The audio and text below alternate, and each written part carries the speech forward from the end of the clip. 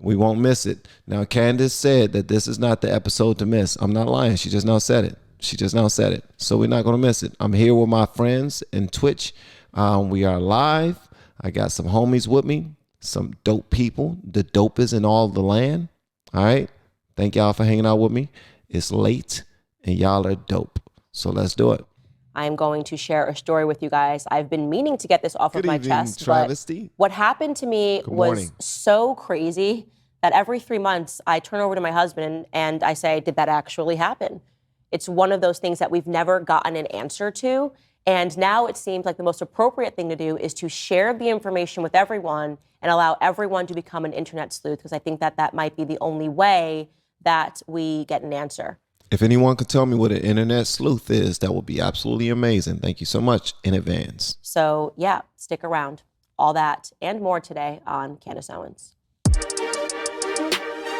So what we're doing right now, we're finding out who in the world Brandan Roneel is. That's what we're doing. To be honest, I don't even know if there is going to be more on Candace Owens today. I think just this story requires that we unpack it slowly so that you guys have the information. If you're listening to this podcast, you're probably going to have to go back and find the YouTube video so that you can take the time to write down the names and to look at the faces That is a fly jacket you got on there too. For real.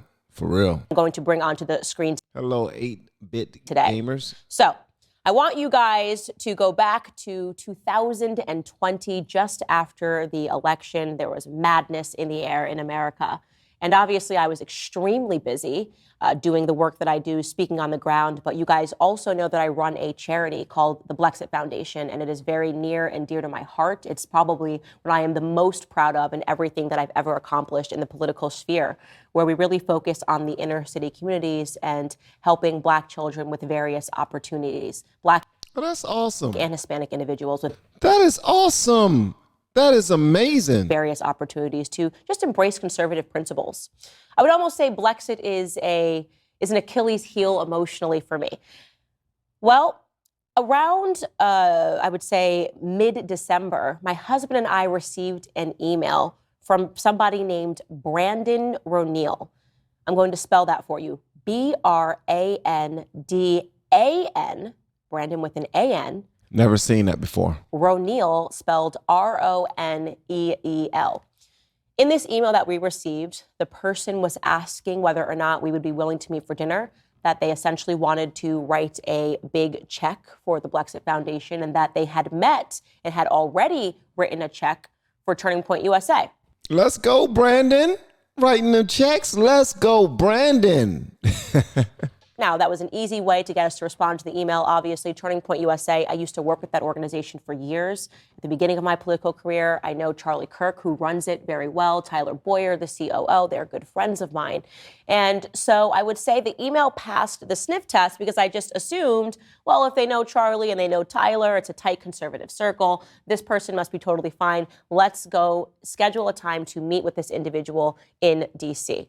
When she said, let's go, I thought she was about to say, let's go, Brandan. Oh, my gracious. I would have fell out of my daggone chair if she would have said that, because I've never heard Candace say that before.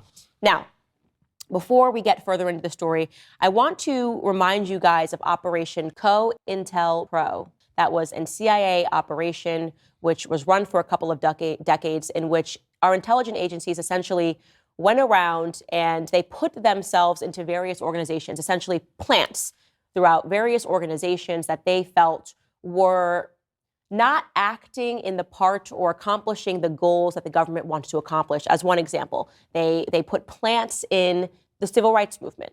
That was not something at the time that the FBI wanted to accomplish. They didn't actually want civil rights, right? So they had people that purported to be activists that were in fact operating with the CIA and the FBI. And their job was to essentially get individuals into trouble, right? Just to get them to do something wrong, to record them, maybe to catch them in a compromising position, to get them doing something illegal. And then you could say, look at this organization. They're so bad. Look at this individual. And you'd have the media reporting on it. And hopefully that organization would fold, right? So I'm bringing that up because we have seen various instances where we have questioned whether or not that operation is still going on. This is why I love Candace. I did not like her at first because I didn't know her. but it was so much noise being made that she was not to be listened to, watched, trusted, followed, any of that. But what she's doing right now is just being extremely fair. Like, she's mentioning things that most people don't even talk about. Gretchen Whitmer as just one example.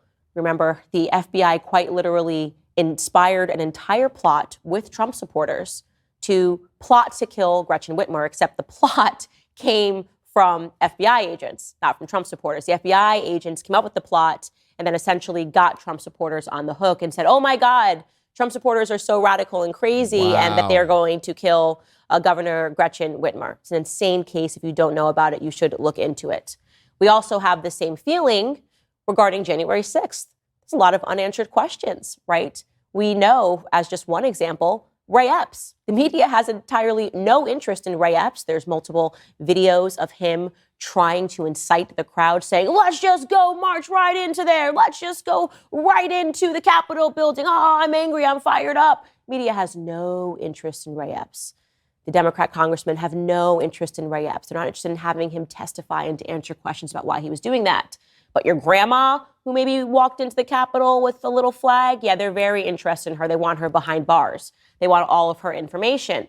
Another remaining question is who dropped off the pipe bombs on January 5th at the DNC and the RNC headquarters? We're talking about pipe bombs, right, that were dropped off just a couple of blocks away from the White House, the most secure building in the world.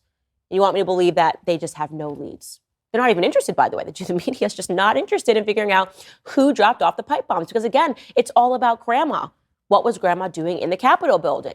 If you have a coffee lover on your... Whose grandma was in the daggone Capitol building? I mean, whose grandma was that? I want to know. That's a gangster grandma. For real. All right. Y'all make sure y'all go buy some coffee from Candace. We love some Candace. Obviously, because as we get deeper into the story of what happened to me, I wonder if it was, in fact, perhaps a plot from the intelligence agencies, or if I was just dealing with an individual that was crazy and was unhinged. Both of these are an option. Both of these are a possibility, and I want you to decide. So we get this email, and we instantly set up the dinner in D.C. with this individual who we know, really, we think we know from Turning Point USA. I maybe sent a text message to Charlie or Tyler, hey, have you heard of this guy? They were like, oh, yeah, it was great. We met with him at our huge conference at the end of the year. Turning Point throws an annual huge conference, and he wrote a check. The story checks out. We go to dinner with this individual, and I was very shocked to see how young he was. He was just 22 years old. Wow. He explained to me that he was a hyper genius, that he had graduated, and this is throughout dinner, which was about 2 hours long, that he had graduated college when he was 13 years old. What? What type of Elon Musk mental, what in the world are you, what? That he had multiple PhDs, that he had passed the bar in both California and in New York. Wow. And that essentially he was plucked up right from high school and just is one of those people who can write backwards. He actually said that he spoke 9 languages. 9 languages, right? God bless that young man tremendously. Goodness gracious. What in the world? Brandan Roneel? We need to look up Brandan Roneel. Let's go, Brandan. He looked the part, you know, he was ordering wine for the table. And I'm embarrassed to say this, but nothing in my head went, oh, this story isn't adding up, because he was accompanied by his fiancee at the time. His fiancé was a male, and he was a police officer. And based on the conversation that I was having with his fiancé, I thought his story was legitimate.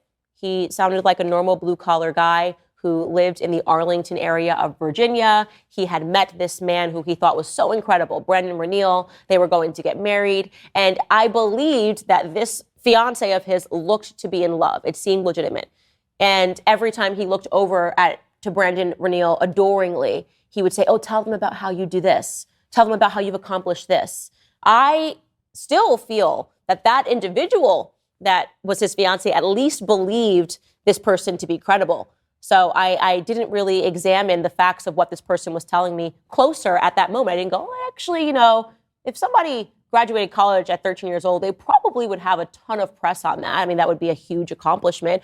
Absolutely. Also passing the bar in California and New York, having multiple PhDs, working with the United Nations. I mean, he just sort of vomited all of these credentials all over us, and it never registered to me as a red flag. Wow. Okay, they should have said, well, speak 4 of the language. Speak 5 of them right now. At the end of the dinner, his fiance comes up to me, and Brandan Roneel sort of gives him a nod, like, now's the time. And they hand us a check. The check is for $250,000 written out to my organization, the Blexit Foundation. So I'm going to show you a picture of that check right now because it is relevant. That's a picture of me actually holding the check with his name on it, which I am not editing out anything because it's all going to be relevant to the story that I'm going to tell you. You see that it has an address on there. This looks like a real check.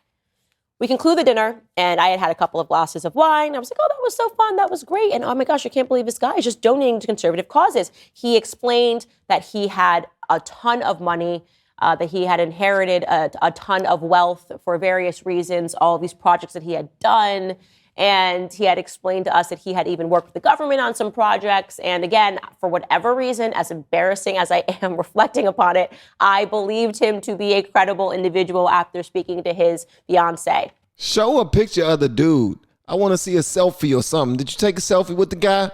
Like, seriously. I want to see, does he look like a liar? Does liars look like liars? Most of them do not. Okay, never mind. And so we are kind of unpacking the evening, and my husband just looks at me and he's like, nothing about that was right. No. And this is, I think, right after we had gotten married. He's like, all of this is just way off to me. There's nothing about his story adds up. And I looked at my husband, I went, what do you mean? Turning Point presumably vetted him. They've cashed the check, presumably, and they said that it was fine, that we met with him, and I pulled up his foundation. As you can see, he alleged that he ran a foundation called the Roneel Foundation. So in his own name, you can, when at this time, at least the website was up, they had various organizations listed on the website that they had alleged that they had donated to, from the Malala Fund to already Turning Point USA was listed. There were all of these different efforts that they were associated with, and the website was real and it was functional. So I said, no, look, this guy actually runs a foundation. There's a website here. Yo, this is definitely the government trying to infiltrate Blexit. Get out of here. They covered this guy up so daggone well. Yes, I'm on it. I'm on it. And my husband just went, nope. Red flags for days. Said, first and foremost, who writes a check in their handwriting for $250,000? It's a good question. I don't know anybody that does that. Usually people will execute a wire above a certain amount. $250,000 is a lot. It's $250,000, and he just wrote it on a check. Somebody did that to. Somebody sent me a $200,000 check. It was a lady. A lady sent me a $200,000 check, and on the part where you sign it, it was written for LFR family or something like that, and it was just so wild. I have it somewhere. It's in a box. This happened like 6 months ago, 6 or 7 months ago, and I was like, "This is weird as hell." And said, "Here you go." And then I started going, "Okay, wait a second. You are totally right. That is sort of weird." And this does require a little more investigation. So I took a look at that check, the one that I've just shared with you. And first I looked up the address, right? Because allegedly, even though this is a personal check, because it did not actually have his foundation listed, which I thought to be odd, I thought, okay, at least we can do a little bit of research and we can look up this address, and this will either be the address to an entire block in DC, and he lives in some mansion, or at the very least, it will be, an office address, and it will be huge. Well, I looked up that address, and what returned to me was that it was a WeWork. So that was weird. Who puts a WeWork on a personal check? You're not going to put your WeWork address on your personal check. So that was a red flag. Then I checked out that bank, the SoFi money. That is a real bank. It was hardly, a bank that somebody that had this much money would keep their cash, an online bank. But okay, the bank sort of checked out. It said it was really designated for, at this time at least, for students with student loans. That was kind of who that bank was pivoting toward. But I said, okay, that part checks out, but there's still something weird here. Why the WeWork? And so I messaged Turning Point USA, the executives over there, and I said, hey, like, this Brandan Roneel guy, just a couple of things not really adding up, and we started talking, and we realized that the story that he had given them was different from the story that he had given me. Big glaring differences, as in he had told the people over at Turning Point that both of his parents had died. He had told us that his parents were very much involved in his life. That just didn't add up. It didn't make any sense, right? He was in a gay relationship, but had told one or both of us that he had recently converted to become a Mormon, which would obviously, if you recently converted to Mormonism, you wouldn't then suddenly dive into a gay romance and have a gay fiance. Those, again, just red flags. Is this the guy? I think this is the guy. Is this the guy that ran for office in New York and was lying his ass off? I think that's the guy. Excuse my French. That we instantly went, okay, this is... I'm bilingual sometimes. This is weird. There's something here that isn't adding up. I apologize for skipping it, Candace. You my ace boon coon. You know what I mean? You on point. I love you like a play cousin. All right, but I gotta skip it because there were questions that needed to be answered, and then we advised Turning Point not to cash the check and to put a stop on the check if they had cashed it. Unfortunately, they had not. So neither of us were cashing the check, and I started researching this guy, and I turned to Instagram, and I saw that he had once spoken in front of the Hawthorne Police. The Hawthorne Police, that's in California, had posted in 2019 that a great friend of theirs, this is what their post reads, today our great friend, 19-year-old Dr. Brandan Roneel, he didn't tell us that he was a doctor, came to visit Hawthorne Police Department again to speak to our police explorers and share the secret to leadership, success, and amazing motivation. And they use the hashtag youth, the hashtag leadership, the hashtag motivation, because this guy's a success story. And then when you examine the slide that they posted, which is apparently a presentation that was given to them by Brandan Roneel, the slide says, who am I and why am I qualified to tell you this? Here is who Brandan Roneel at least told them that he was. He said in bullets, he's a son of immigrants, first-generation American, son of a veteran and a cop, graduated college at 13, finished his master's at 17, received his first doctorate at 18, presently pursuing a second doctorate, degrees in psychological science, public policy, and sociology, 3 years of higher education and public relations management, 2 years in government communications, volunteered at the United Nations, 3 United States NATO missions in the past 7 months, currently the senior external affairs strategist to the United States Secretary of Defense and the congressional liaison on NATO and space affairs. I know one thing. This brother knows how to write a daggone resume, and he knows how to get his foot in the door. For all we know, Candace, you need to start being, you were being careful. You were being careful, but that dude could have been a psycho, for real. And he could have plagiarized all of this just to get close to you, and man, be careful. There's not exactly what he told us, but he claimed to have accomplished all of that by the time that he was 19 years old and somehow got his foot in the door to do this presentation at the Hawthorne Police. You know, something else that he did tell us, which was not mentioned in this, was that he was a professor at UPenn, right? Something very easy that we should have been able to fact check. And so we, again, were just doing a cursory search on the internet. And we did, in fact, find that there was, at least at some point, a page that was created for Brandan Roneel as an assistant professor at UPenn. But when you hit the link, it was dead.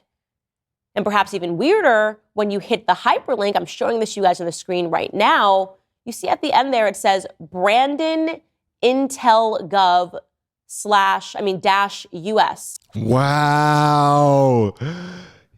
Brandan Intel Gov. He is intelligence. Get out of here, man. They are trying to infiltrate Blexit. Wow.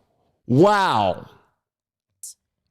Now, why would that be under the career services? Why would Brandan Intel Gov-US be in the hyperlink under the career services at UPenn? That's crazy. And then why was it no longer a page? Why was the page not functional? Again, more questions than the answers that we had. And we wrote back to him and we asked him for more clarification regarding his foundation, and he did not provide that clarification. In fact, the trail essentially went cold when it came to Brandan Roneel, and we, again, neglected to cash his check. But by then, I was fascinated. The Roneel Foundation at the time did have an Instagram, and I can show you what was on that Instagram. Here is just one picture. It was a picture of him with Dan Crenshaw. Again, if you look at that date, though, November 3rd, 2020. Okay, the guy with the eye patch, he's usually on Outnumbered with Emily Campagno, right? At the end of 2020, this individual began infiltrating conservative circles. And understanding, of course, that if I saw a picture of him with Dan Crenshaw, a picture with him at the Turning Point USA conference, if I'm talking to Charlie and he says that he's met him, all of us are going to say, okay, this guy seems to be legitimate, right? And because I was so unnerved by the fact that the trail went cold and that we could not find any information on him, I sent a text message to Dan Crenshaw warning him. The irony, by the way, of this text message, which I'm going to appear on the screen right now, show to you guys, is that I sent it on January 5th.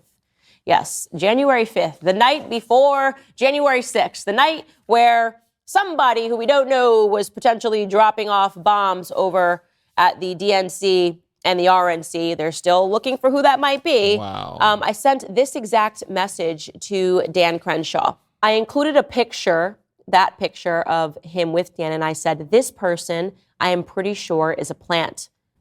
Definitely a daggone plant. Bruh, definitely a plant. Foundation is not real, and he is trying to move money through conservative circles. Dan Crenshaw wrote back, interesting thing. I can't believe that stuff like this is actually happening, man. Like, why are the government using their money and resources in order to infiltrate Blexit? Like, you are using highly trained agents, intelligence to infiltrate Blexit? Blexit? Candace Owens? What? You ain't got nothing better to do? Thanks for flagging. I was concerned. I was legitimately concerned that this individual was trying to do something wrong. I mean, what if we all cashed the check? And then there was a story that we were accepting money from, I don't know, Russia, any other country, and suddenly all of our foundations blew up in our faces because they were able to prove that we accepted money from some foreign country when we should not have, right? That is what it felt like to me, that they were trying to make this person give us money so that we would accept it and that we would cash it. Now, again, I don't know if that's true, but I know that a lot of other things began to fall through the cracks. In fact, on his foundation website, if you look at the bottom of it, this website, by the way, is no longer functioning. So I'm showing you things that I fortunately took screenshots of at the time. But there was an address where allegedly his foundation was operating from. That address reads 331 Justison Street, Wilmington, Delaware. Also, a second address, 221 South Clark Street, Arlington, Virginia. Now, what's wrong with these addresses is that when you actually look up these addresses, you'll find out that they're just apartments, just little apartments. No way that a multi-million-dollar foundation is operating out of these small apartments. Very strange. Now, it's going to get even stranger. You're not even going to believe this. Man, this is what I'm talking about. See, make sure that you tell people to go to bluemonsterprep.com so that they can look out for the people who sponsor our channel and purchase something for themselves or their family members. They sell a whole bunch of things in the event of an emergency or catastrophe. If your children don't have first aid kits at their home or generators or anything like that for preparation, then you need to purchase them some canned goods and seeds to plant their own foods, and make sure they put in LFR for the code so that they get free shipping everywhere in America. What happened? Who was this person? That's what I want to know. how did he get involved in these conservative circles so quickly? I became especially paranoid when, after January 6th and after the plot to assassinate Gretchen Whitmer were revealed to be very shady and nefarious dealings, and ones that I still feel in my soul were entirely plotted by our intelligence agencies, that paranoia grew in my mind, and I would just keep going back and checking Google to see if more information about Brandan Roneel would come up.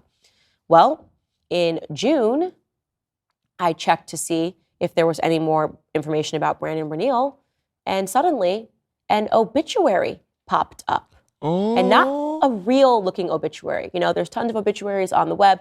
This one is just as if somebody wrote this entry on obits.com. It reads, Brandan Roneel, born April 22nd, 1999 in Suva, Fiji. Oh, April 22nd. That's my sweet cake's birthday. April 22nd. That's my baby girl. My baby girl. Who's coming home for Christmas. Well, after Christmas, coming home the day after Christmas. I can't wait to see my baby. Died June 17th, 2021 in Philadelphia, Pennsylvania, USA. And then it reads, Brandan Roneel, age 22 of Arlington, Virginia, died June 17th, 2021 in Philadelphia, Pennsylvania. Services and interment are private. They killed the dude. Get out of here. They was like, it's hot. They're on your trail. We need to kill him. Fake kill him. Just kill the name. We're going to start over. From here on out, you're no longer Brandan Roneel. You're something else. You're Let's Go Brandan. That is interesting.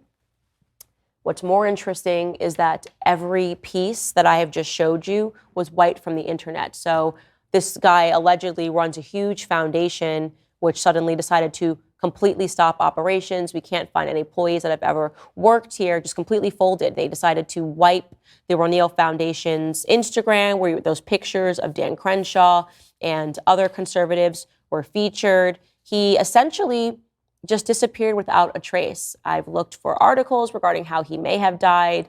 Usually people, you can find out where the funeral services are. There's nothing. There's absolutely nothing on the web. And this is just beginning. This is just the very beginning of the dark rabbit hole that I need to stop being so trusting. I swear to goodness, I see stuff like this and it blows my mind. I need to stop being so trusting of people, for real. Wow. I need to be on my P's and Q's, because this right here is scary. It might not be scary to you. You're like, what's the point of you being weary of something like this happening? Because I don't know why they would even do that to Candace. It's Candace. Like, why would they do that to Candace? She's not doing anything wrong to anybody. I have been on for the last 2 years and trying to figure out who this guy was. There is, when you search the internet, and some of you guys may find this because you are internet sleuths just like I am, and I'm hopeful to get more information, because it, in retrospect, is so terrifying that I had a dinner with someone who potentially does not exist and never existed, for all I know. I don't believe that an individual named Brandan Roneel may have ever even existed, right? And what you will come across is that there was, at some point, Brandan Roneel LLC, which was in operation. And when you look up the address for that LLC, the address is 1775 Tysons Boulevard in McLean, Virginia, 22102. McLean, VA. I know a couple of people who live out McLean, VA. It's a lot of money out there. A lot of money out there. Oh, my gracious. And when you search, the most beautiful houses I've ever seen in my life are in McLean, Virginia.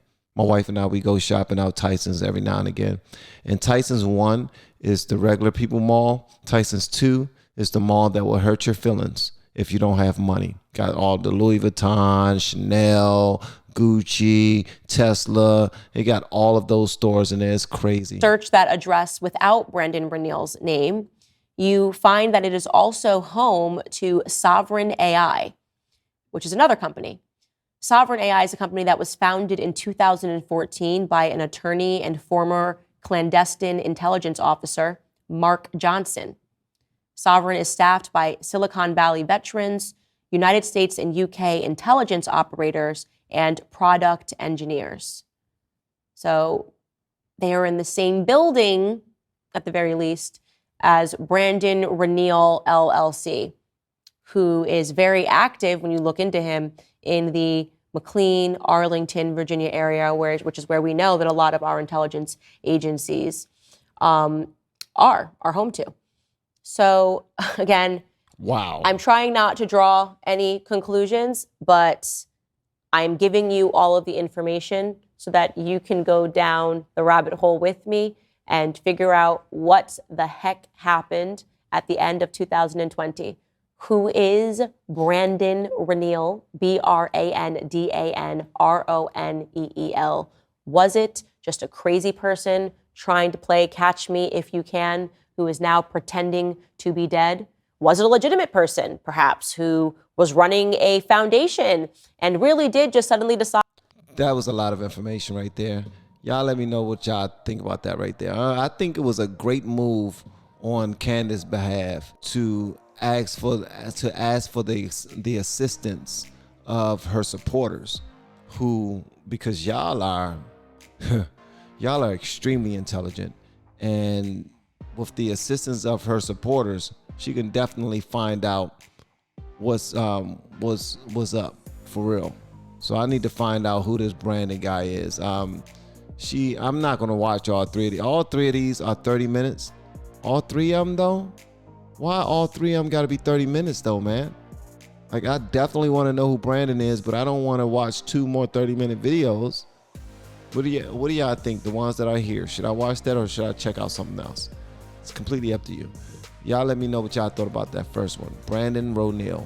Brandan Roneel. Matter of fact, I'm gonna stop saying his name, because if you say Candyman's name 3 times, he pops up. I'm not saying that other guy's name one more time, all right? Because clearly, whoever he works with or for, or whoever he is not anything that I want to mess around with at all. All right? For real. For real.